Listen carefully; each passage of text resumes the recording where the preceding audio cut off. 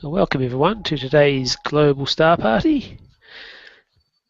There's just a couple of us in the room tonight.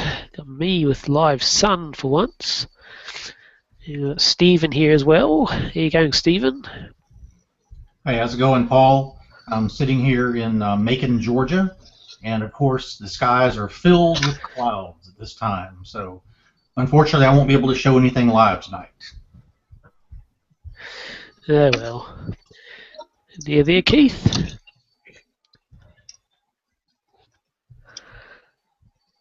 I can see Keith's got a lovely Hello, M42. there. How you going, Keith?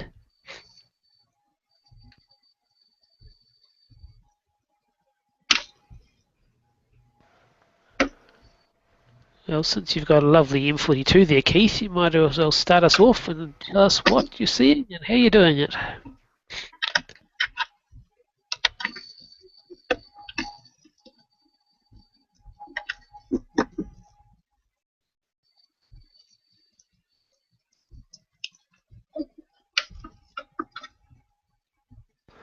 Well, seems Keith's audio might be playing up a little bit. Do you want to tell us what Keith's looking at, Stephen?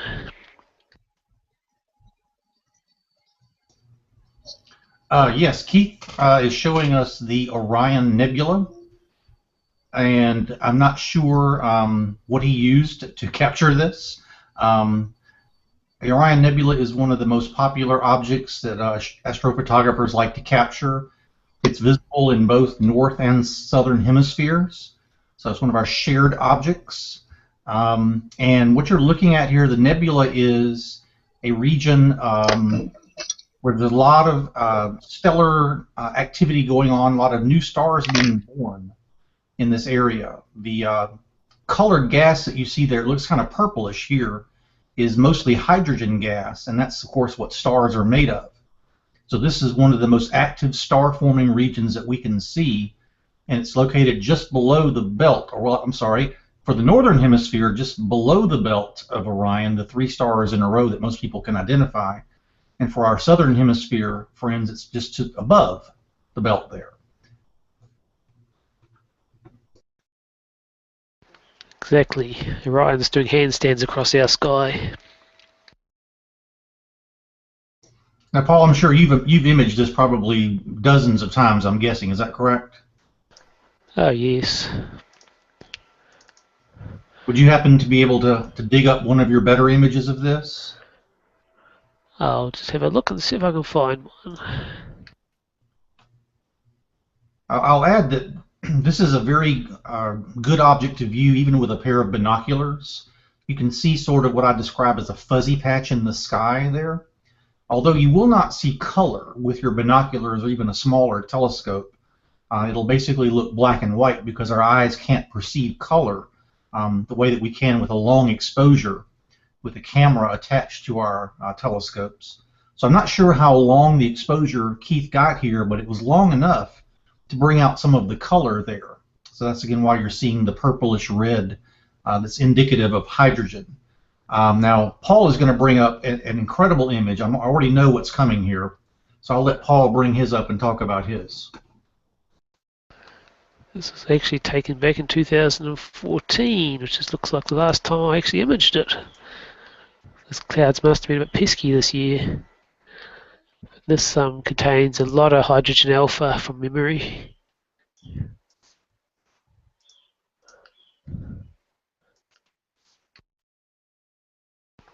I suspect I took it through a 132mm scope.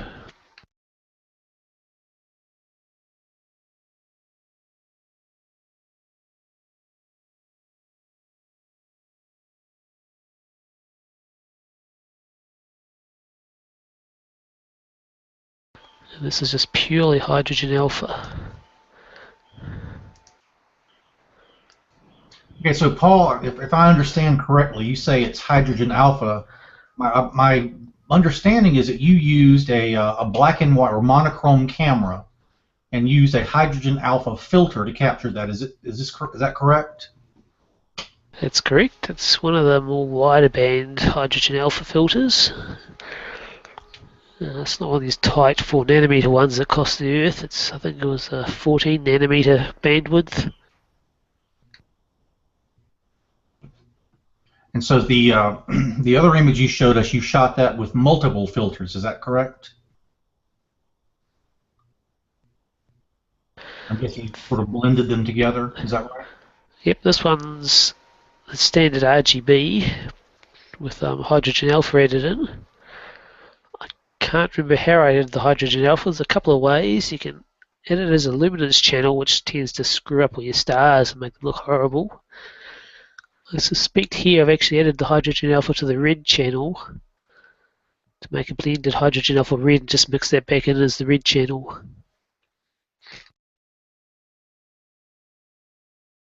Sort of a rule of thumb that I've always heard about this particular object is if you can see the little pattern of 4 stars in the very center here, that's called the trapezium. And if you can actually see that little area, those 4 stars, there we go, and also obviously see really good detail out in the wider parts of the image, that's an image that has been very well captured and processed. A lot of images that are taken of this object sort of blow out that part of the nebula, so you can't actually see those 4 stars, and you can actually see separation between each of them there. So this is a very well done image. I myself have not captured anything nearly this good. I've captured a few pretty good ones, but most of mine have the core pretty much blown out. You've got some incredible detail there in the core. Not only those 4 stars, but you can see sort of the wispiness of the activity, the clouds and dust throughout the entire nebula there. This is a fantastic image, by the way. Of course, anyone who sees this will recognize that immediately. But this is something that a beginning astrophotographer would not expect to get sort of right off the bat. This is something that requires a lot of technique, requires a lot of patience, and really requires, real dedication to the craft to get something like this. So for any of you beginners out there, what you're going to get is not going to be this, at least right when you begin. So have some patience and keep working at it, and you'll sort of improve, hopefully, every time you go out. But this is really some good work here. Yes, the trick is to actually take multiple different length exposures. So the core is taken probably at 30 seconds. Whereas the rest will be about 5-10 minutes worth, and they're just all blended together to make a nice smooth transition from the bright to the dull.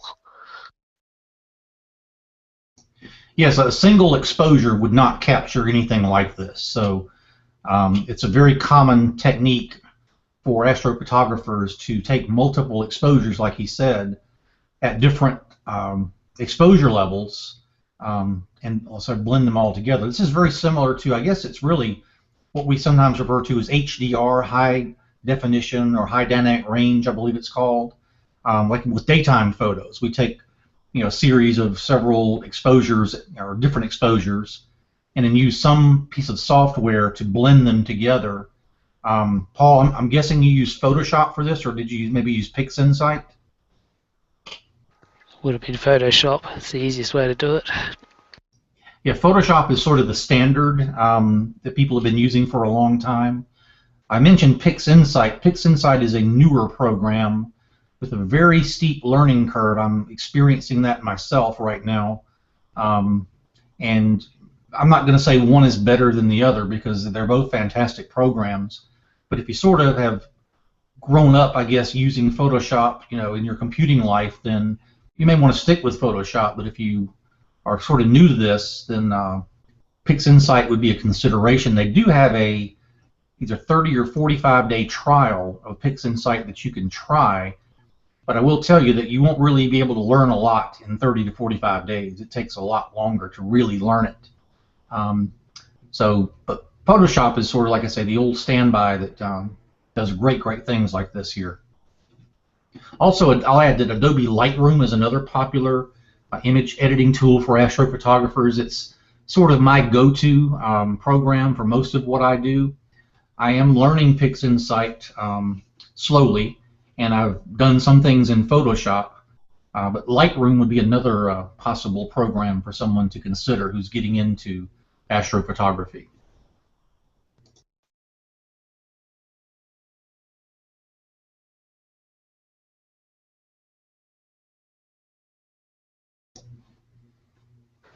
Well, from the dark side of the sky, I think we should go to the light side of the sky with some live sun. There we go, yes. I see a prominence down there at the bottom left. Yeah, there's a couple of nice things on the sun today. I'll just look up and see what sunspot we're actually looking at here.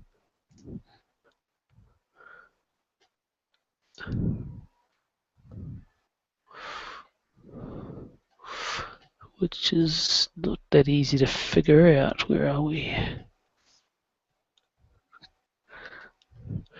Because the orientation of the camera is not the same as the website's display, so I've just got to figure out where we are in the world. We've got this lovely great big filament here which points the way a bit. So we're looking at the sunspot 2526, which is pretty new to this side of the disk. Just out of curiosity, Paul, is it NASA that gives the names to those sunspots, or the numeric designations you just mentioned? Or who is that? Well, that's a good question. I've never actually looked into who names them. There's some sort of organisation somewhere responsible for that.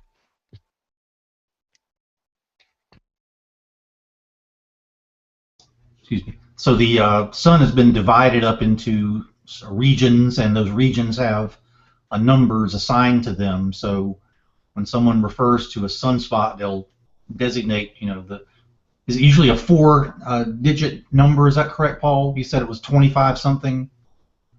Yeah, 25, 26 are normally always 4-digit numbers, and they just I believe they must reset it at the start of each year.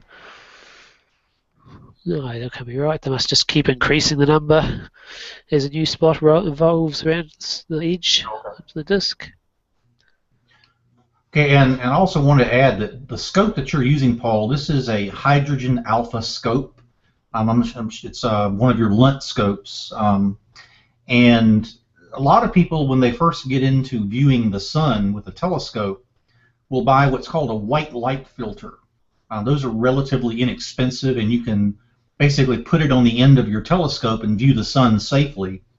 But the level of detail and the kind of detail you'll see with a white light filter is pretty different from what you're seeing here. Can you give us a little more detail on the hydrogen alpha type of scope, Paul? Hydrogen alpha is at 565 nanometers, where white light actually incorporates everything. So you need a really tight bandwidth in hydrogen alpha to actually get past the rest of the mess. Just look at this particular region. Now, with a white light filter, you can see the sun spots. They just sort of look like little brownish dimples, if you will, or smudges on the sun's surface. But with the hydrogen alpha, you're able to see a lot more detail, especially the prominences, the little flares that come off the edges there. You will not be able to see those with a white light filter, but you will be able to see the spots. So when you start into astronomy, like I said, the most common way to view the sun is with a white light filter on a regular telescope. But you can purchase a scope like Paul has here, the hydrogen alpha scope, and again, there are a couple of companies that make them. Lunt is sort of the one that Paul obviously likes, and there's also a company called Coronado that makes solar scopes as well. Lunt is, I think, based in Arizona, if I remember correctly. I have a small 50 millimeter Lunt that I'm having a lot of fun with. Hopefully going to start doing some imaging very soon with that. But what's the size of your Lunt here, Paul? This is on the 80 millimeter double stacked scope. Okay, so 80 millimeters, that's about a little over 3 inches, I believe, aperture. Is that right? If I do my calculations to American inches here, I think it's 25 millimeters per inch roughly.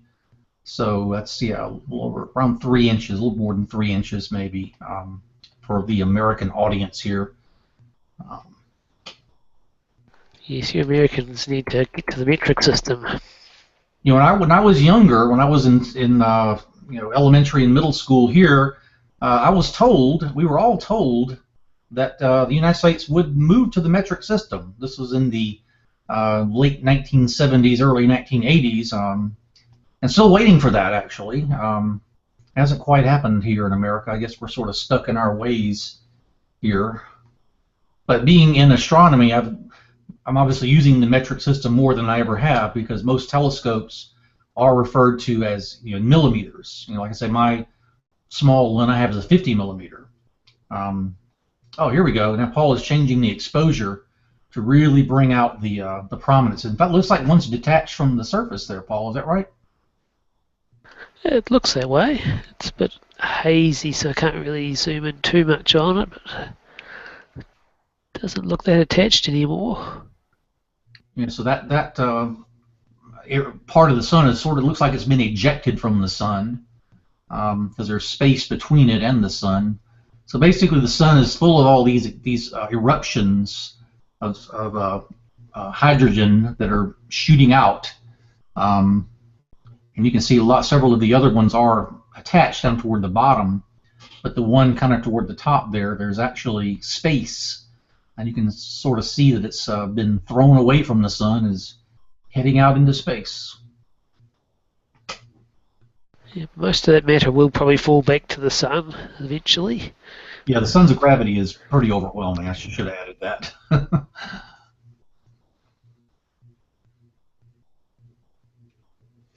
Oh, it looks like Keith's bringing us some live Jupiter. Oh, there we go. Yes. Yeah, Jupiter is really in really good position right now. If anyone is looking to start doing some observing, Jupiter is visible right as soon as the sun goes down. Jupiter is in a good position for pretty much everybody. So if we want to switch over and see what Keith's got, looking at it now here.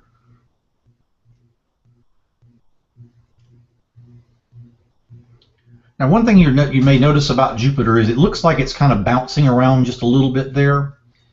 And essentially what's happening is atmospheric disturbances are causing the planet to sort of do that. It's sort of almost like you're looking at it underwater, is the way it's been described. So when we look at an object through our telescopes, we're looking obviously through a lot of our atmosphere. And when an object is lower in the sky, we're looking through more of that atmosphere. So typically we try not to take images of objects until they get much higher in the sky. So I'm not sure how high Jupiter is right now, but it looks like there is some pretty significant atmospheric distortion going on there. Of course, that could also be, he could be in a very humid area. Sort of the best astronomy happens when the skies are, much drier. Like if you were in America, in say Arizona, New Mexico, Keith is saying it's about 45 degrees above the horizon, so that's not too low. Of course, we always like to try to get it as high as we can when we image it. Looks really good there, Keith. So Keith, where are you located, if you don't mind my asking? Keith is kind of typing in the chat window because his audio is not working.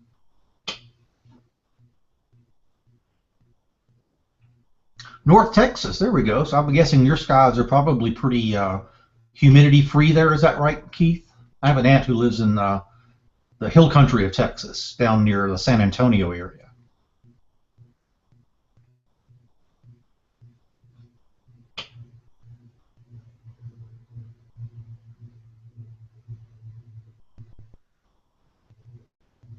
And by the way, Jupiter, if you're looking for Jupiter in the sky, it's really pretty easy to find. It'll basically be the brightest thing in the sky other than obviously the sun and the moon. Jupiter does have a little bit of a color to it. It may look a little bit orangish perhaps. So if you see what looks like a really, really bright star, it may in fact be Jupiter. Because again, it's very prominent in the sky right now. Also, planets do not twinkle. So if you see something in the sky and it looks like it's sort of twinkling a little bit, that's that's a star. For example, right now Sirius is in good position for viewing right now. If you're in the northern hemisphere, it'll be almost due south, and it has a lot of twinkle to it, especially low in the sky. But planets do not twinkle because the light basically has not had to travel nearly as far, obviously, as light from a star would come. And I'm looking at what Keith's doing here. It looks like he's obviously zoomed in, and I'm seeing a moon or two, perhaps, over to the left of the moon. I'm sorry, left of Jupiter.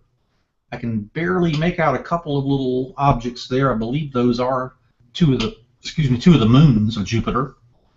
And if you were to look at Jupiter through a pair of binoculars or a telescope, you would notice that there are, in most cases, 4 little objects very near Jupiter. And those are the Galilean Moons. And they're called Galilean because of our friend Galileo, who actually observed them with his telescope in the early 1600s.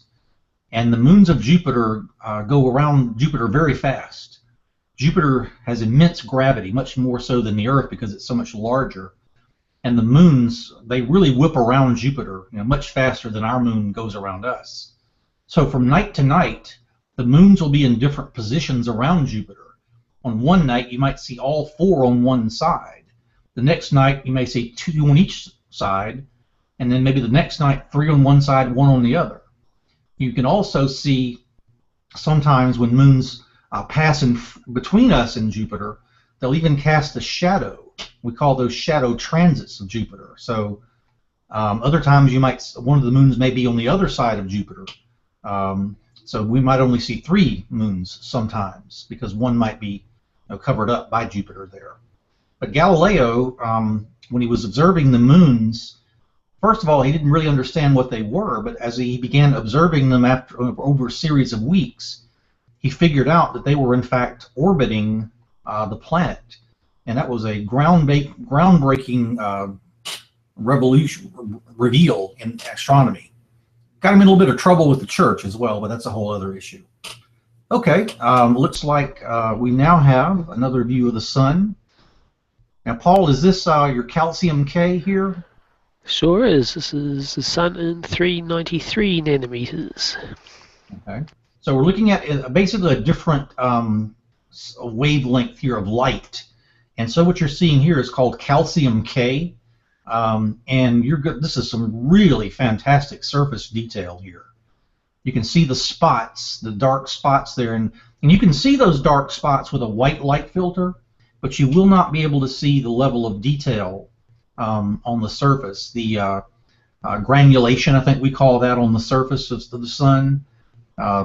Calcium K is simply another filter that you can use on a telescope to view a different wavelength of the sun.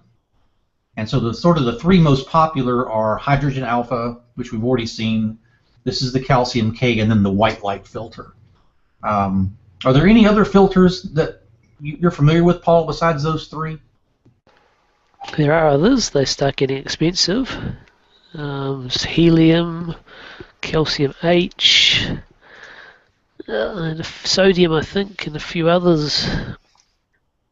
Yeah, I would imagine those are very expensive because I've only looked around at the calcium K and the hydrogen alpha, and those aren't cheap either. But typically the other wavelengths, I'm guessing they're highly specialized things that are probably very, very costly. It's just my guess.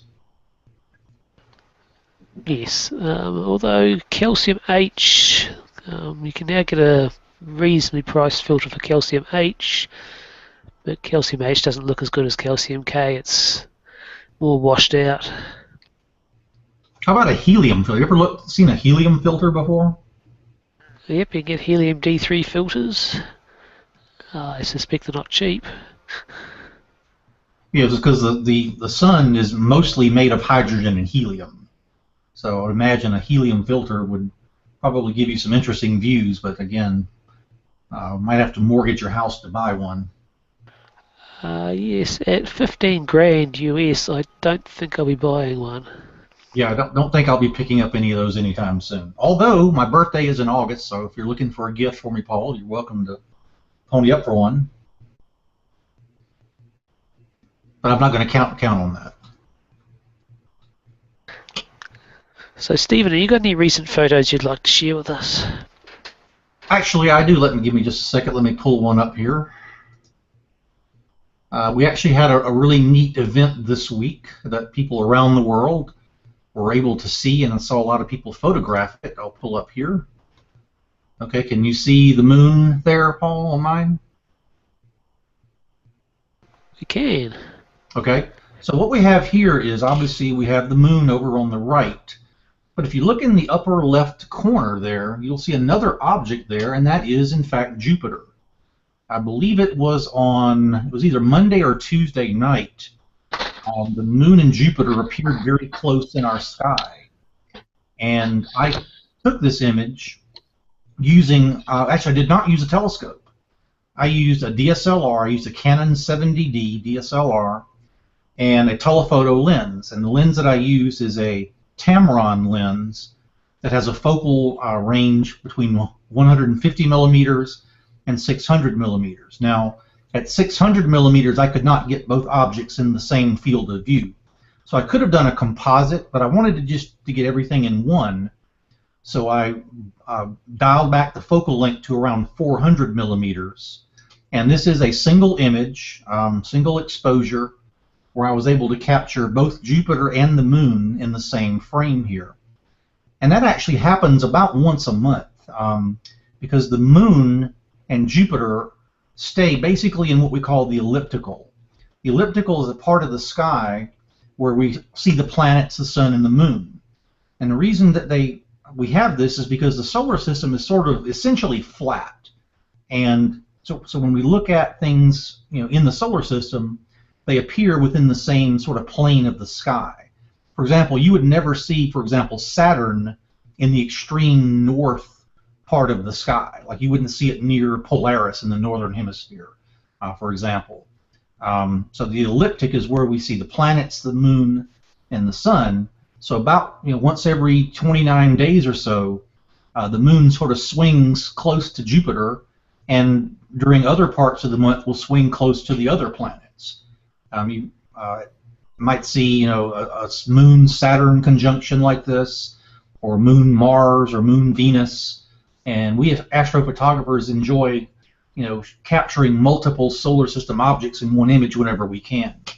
So again, this is a single image with a 400 millimeter focal length lens and a Canon 70D DSLR. So you can do astrophotography without a telescope if you so desire for certain things like this. And I saw a lot of pictures of this. I'm not sure if Russell Bateman just joined us. Now, I'm not sure, Russell, did you capture the Moon-Jupiter conjunction this week?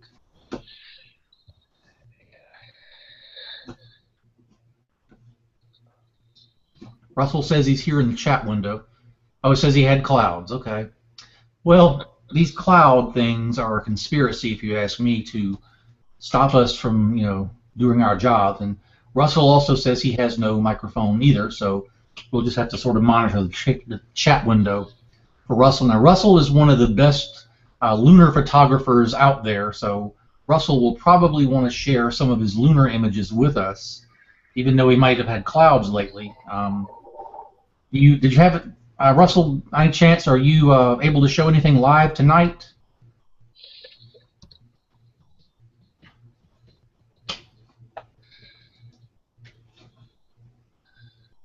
I'm going to remove my image there. I think I've already talked about that enough. Okay, Russell also has Jupiter. Okay. No problem there.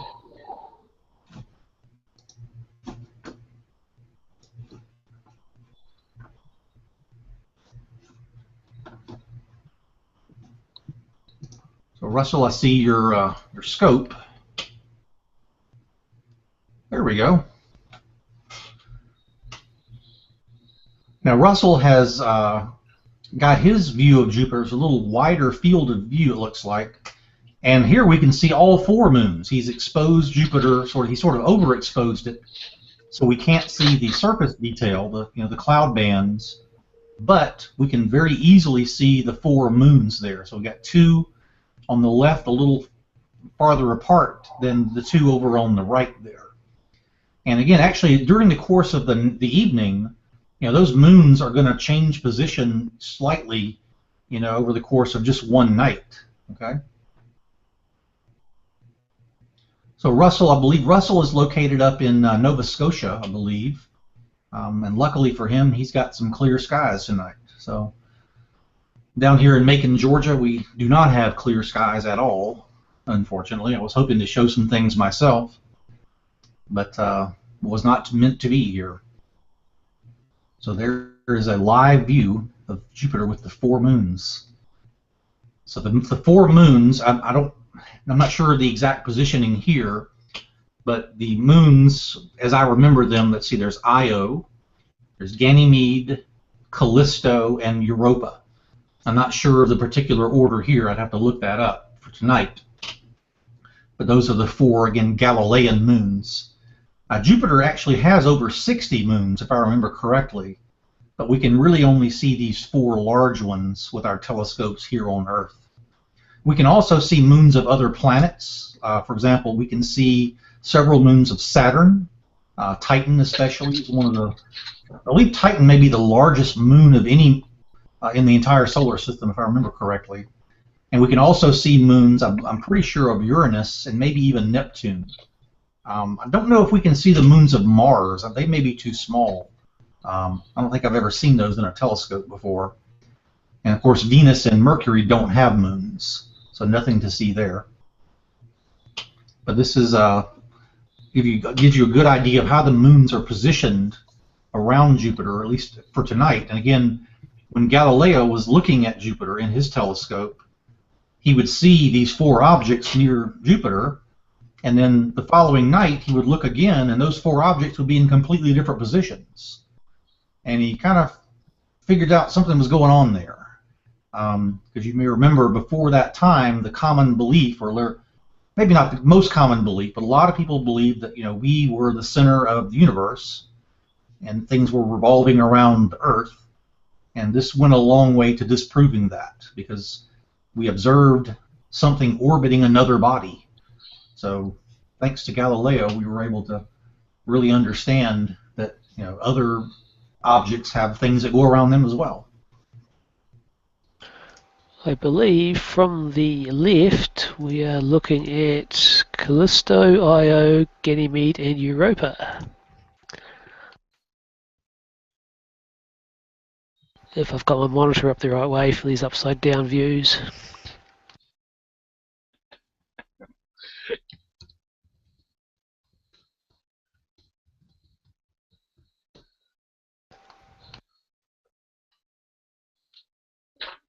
Well, while we're waiting for Russell to switch his camera out to look at some DSO stuff, we might have a little look at the Flickr group, which seems to have a lot of Jupiters in it at the moment, surprisingly.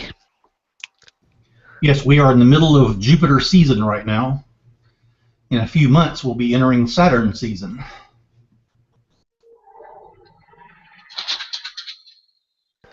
So Ralph here's got an image of Jupiter with Callisto and shadow.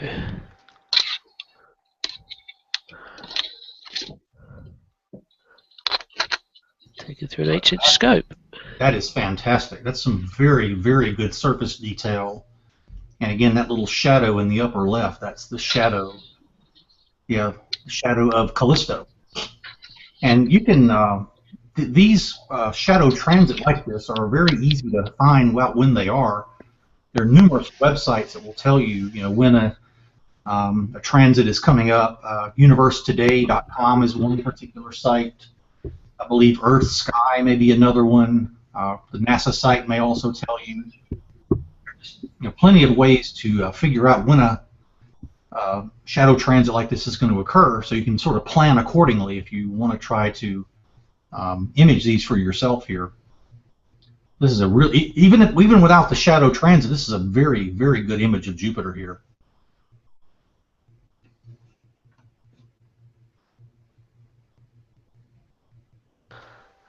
A nice wide field Orion.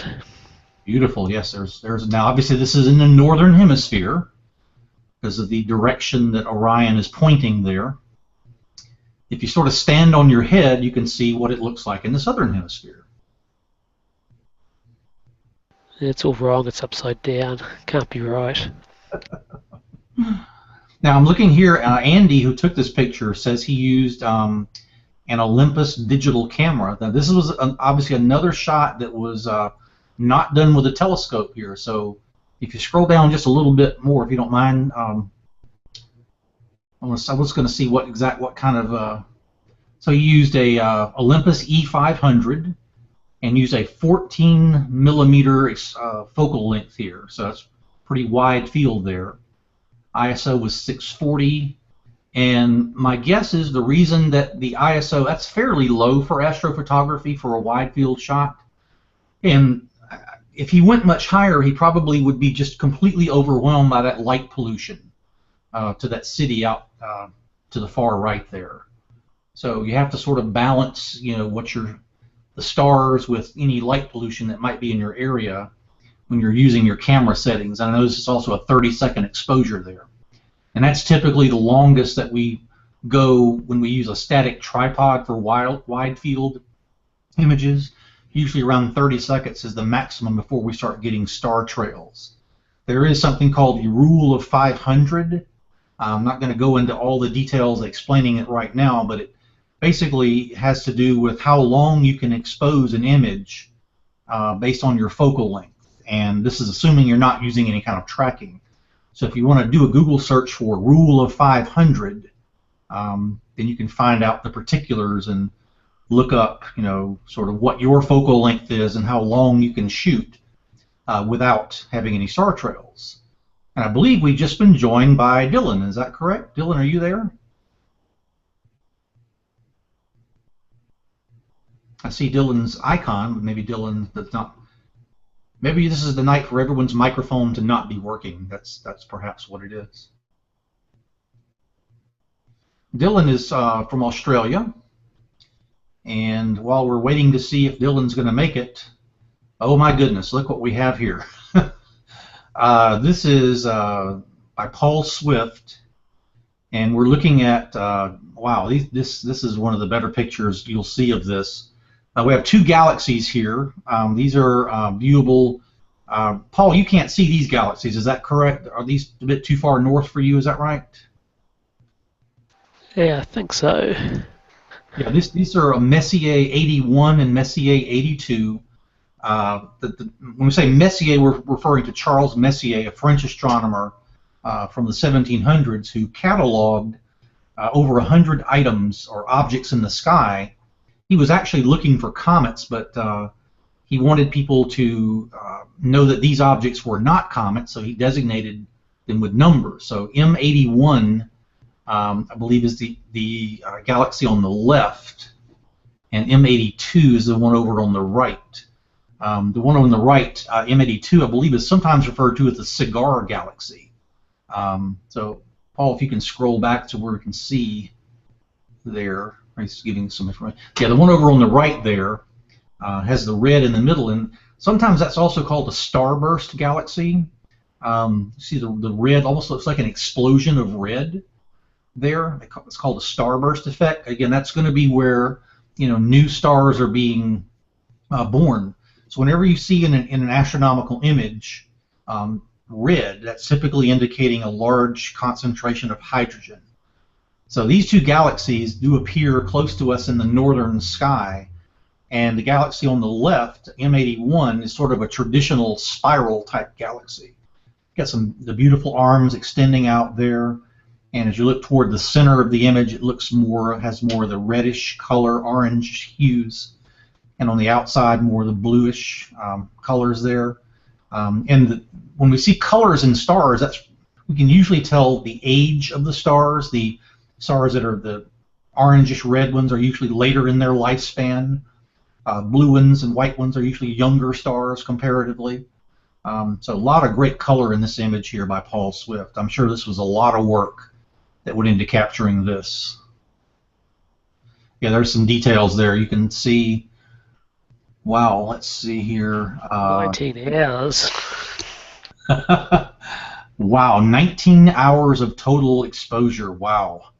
So this was obviously done over the course of several nights, maybe even a couple of weeks. You never know exactly how long he did there, but wow, he's this is the kind of image that's sort of a signature type image, for someone to take.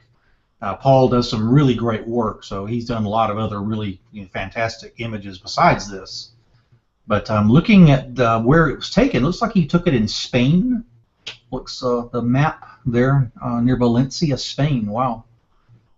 Not sure what the skies there are like, but they must be pretty good if you got this image.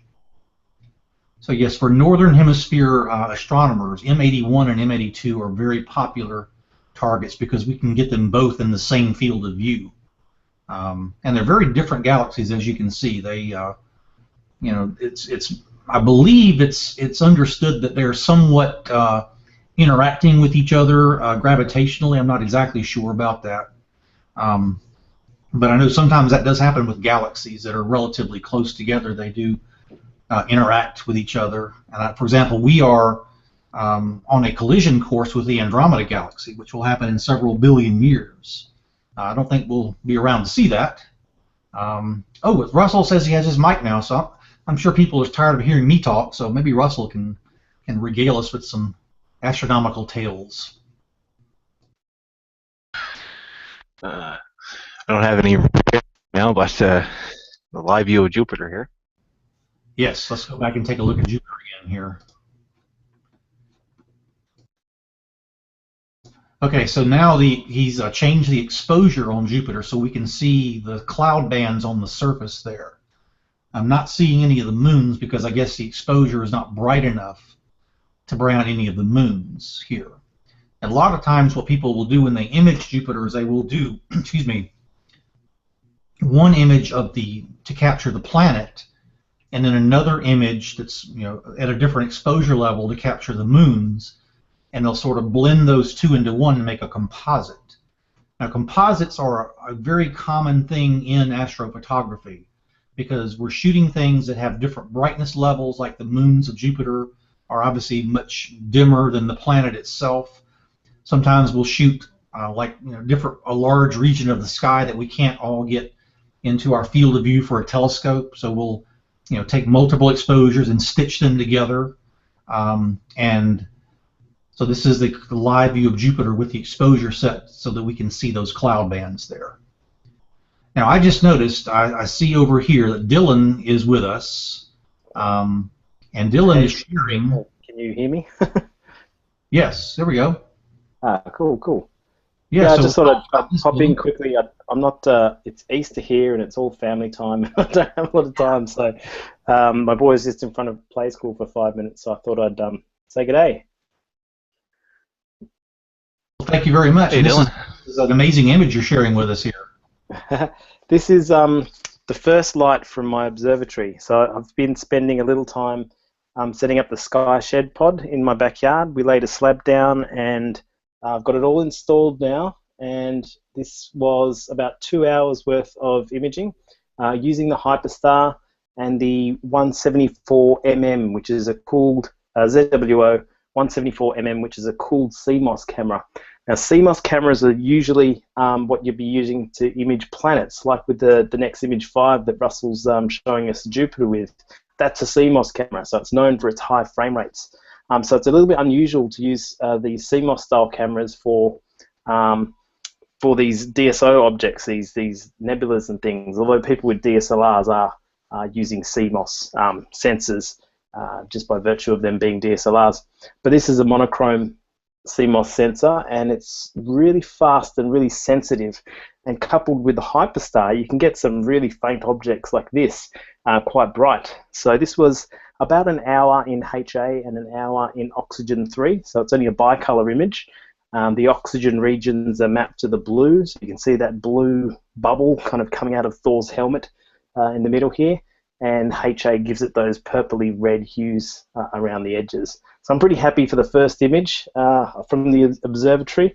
There's a little bit of spill you might be able to see on the bottom right-hand corner, which is a new problem for me, but this is the light from a distant street light reflecting off the shell of the dome.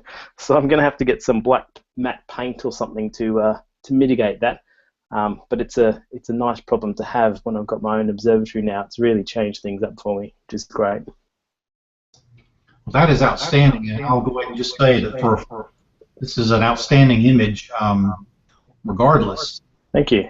But so glad that you've got your observatory going, and it seems like astrophotographers, there's always something conspiring against them. Clouds, gray lights, in your case, off the dome. To get something completely right, there's just a whole series of things that have to go right. You know, one thing along the way, goes wrong, then and a whole evening can be wasted, trying to image something like this. And this is a very tough image under almost any circumstance here. So this is really impressive, and I'm glad to hear that camera is performing, like we sort of thought it would. All right, I better go. I've got family stuff to do. But one thing I will say is that my new observatory is technically the easternmost in Australia because I'm living in Byron Bay, so I'm right on the edge, and no one else in Byron Bay is doing this. So, yeah, technically the easternmost observatory in Australia. Well, I'm looking forward to a field trip there someday, so we're all gonna come stay at your house and check out your observatory. Okay, Dylan? Yes, let's have a beer. Well, thanks for popping in, and have a great Easter. Okay. No worries. Happy Easter, guys. Bye bye.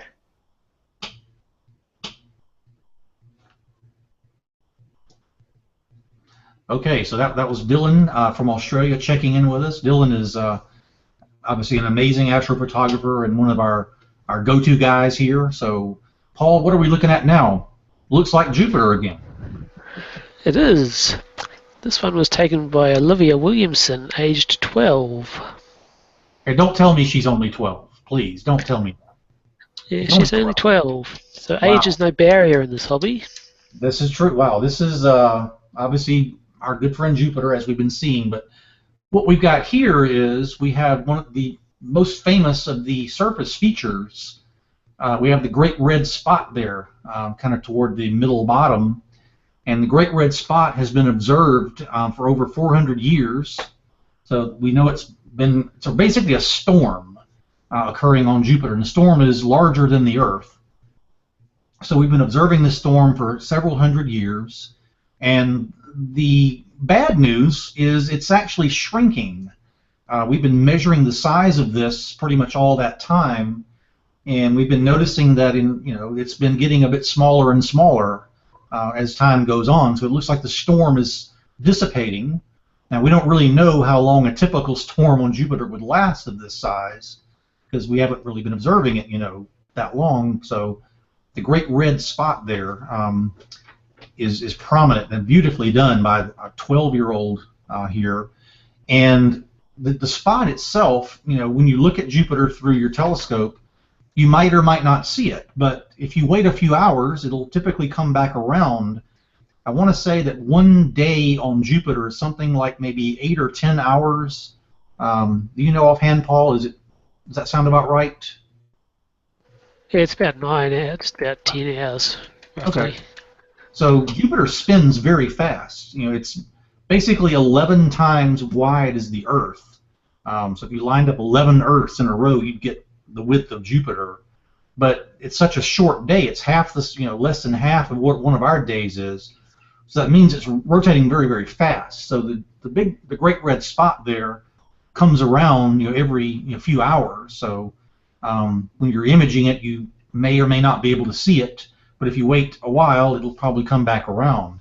Now, one other thing about Jupiter is, because it rotates so fast, when we image it, if we take a long, typically with Jupiter, what we do is we take a series of, we shoot video. You might take, 500 frames, 800 frames, 1,000 frames of video, and then you will stack those frames using a program like Registax or AutoStacker or something like that, and to make an image out of the stack. And we do that to try to get better surface detail because of all the atmospheric interference. But the problem is if we shoot for too long, because Jupiter is rotating so fast, our images can get blurry if we shoot for too long. And there's actually a program that will help us do what's called derotate Jupiter. It's called WinJupos. And so if you shoot, let's say, I don't know, 3,000-4,000 frames of Jupiter, and you may need to use WinJupos to derotate it so that everything is back, crystal clear again, because it just rotates so awfully fast that imaging it can be a problem if you're trying to collect a really, really lot of data. I'm not sure if Olivia mentions what she processed this with. Maybe there's some details underneath it. I can't really tell. But WinJupos is a very popular tool to use when imaging Jupiter. Looking down there, yes, there she even does mention that. So in this case, it looks like she took 900 frames, 60 seconds, 30 frames per second there. She did 3 sets, so she basically had to do 3 sets of LRGB, derotated to 1740, stacked in AutoStacker 2, wavelets in Registax, and derotated in WinJupos. So those 3 programs, by the way, are all free. AutoStacker, Registax, and WinJupos. All freeware programs anybody can download. And so if you shoot, a video, as she's done here, you basically feed the video into AutoStacker. She did that to stack to get an image. Then she took that image and put it into Registax. And Registax has something called wavelets. Wavelets are used to really bring out the detail in the surface.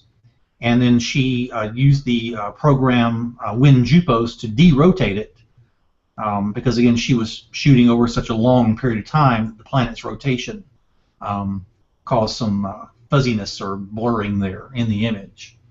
And Russell has just told us that the Great Red Spot is coming around now. So I'm looking at his image. I can't really tell here from what I'm looking at, but if anybody's out there has a telescope or a pair of binoculars, if you're going to be looking at Jupiter in the next few minutes, you may see the spot start coming around the edge of Jupiter there. Okay. Paul, what are we looking at with you again? Obviously, we're looking at the sun again. Is this still calcium K here? Yep, there's still calcium K. It's that sunspot I was showing in H-alpha earlier. Yeah, so that region of the sun there's a lot of activity going on there. And that particular spot is larger than the Earth itself. That's how massive the sun is compared to basically everything else in the solar system. So these sunspots are really, good to view even with a white light filter. Now there's not a lot of solar activity right now. We're in kind of a low period, but that could change any time. So I think there are only a couple of prominent spots right now, but that will change as we go through here.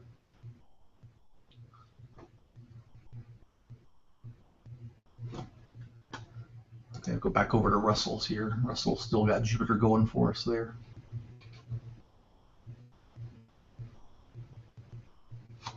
So Russell, when you image Jupiter, how many frames do you typically shoot?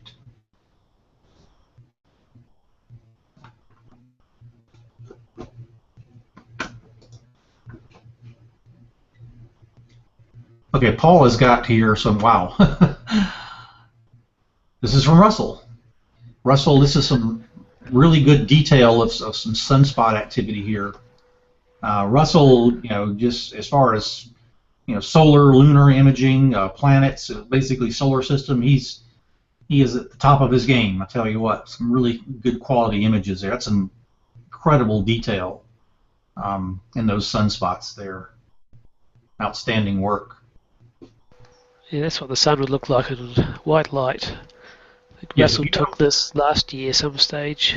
I'm sorry, if you had a white light filter, if you really zoomed in and you had your focus spot on, you could actually see. I'd even see some of the separation, in the one in the upper left there, separation between some of the larger dark areas there. That's called nailing the focus there. Also, some very good stacking technique with the video there to really get that detail to pop out like that.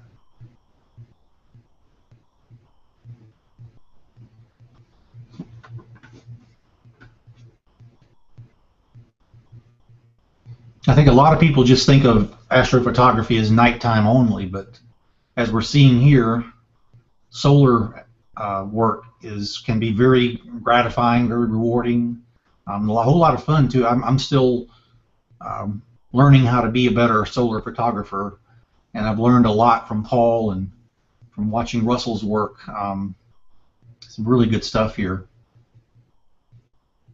You got anything else? Sorry, go ahead, Paul. So next week we'll have some live sun from you. Well, if we don't have clouds, that's true. Be nice if we could. I'd love to hook my little 50 millimeter hydrogen alpha scope up and bring some live views of that. That gives, of course, a wider field of view than I think what you were showing. But I had, just using it for viewing, I've been able to see some really good prominences with the scope. Just gotta get the imaging down. I'm finally able to focus with my CCD camera. I had to get a new focuser for it, so it's all good now. Just gotta have the time to do it. Excellent. It's a lot warmer too. That's true. Well, we seem to have run through an hour with a few live views. So we'll probably wrap it up now. Okay. Unless Russell's got any surprises for us. Look, he's got Jupiter again kind of overexposed to bring out the moons there.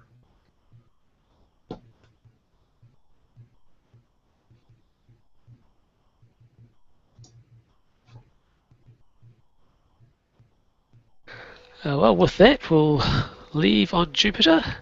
Thank you everyone for watching, and we'll see you next week. All right, guys, have a good night, or day, I guess. Bye.